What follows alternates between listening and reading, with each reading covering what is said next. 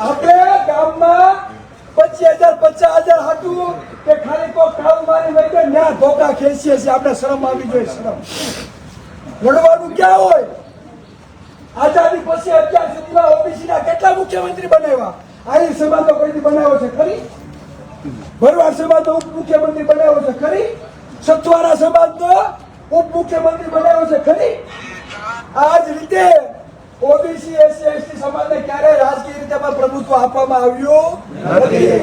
જેના મત છે ને એ લોકો રાજ કરીને બેઠા છે અને સૌથી વધારે મત હોવા છતાં આપણે ન્યાયની ભીખ માંગવી પડે. આ સમાજે રાજકીય પક્ષો પાડે. શું ટિકિટો રાજકીય પક્ષો પાડે છે? મત કોના છે? કોના મત છે? આપણે જો ન્યાય ન મળે રવિવાર ને સાંજ સુધીમાં આપણા આગેવાનોએ એસઆઈટી ની રચના કરાવી છે.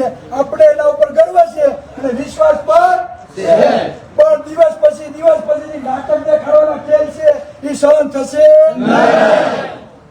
રવિવારે સાંજ સુધીમાં જો રિઝલ્ટ ન આવે તો બધાને કહું છું આપણે આંદોલન કરવાની જરૂર છે. સાંભળજો, આંદોલન કરવાની જરૂર નથી.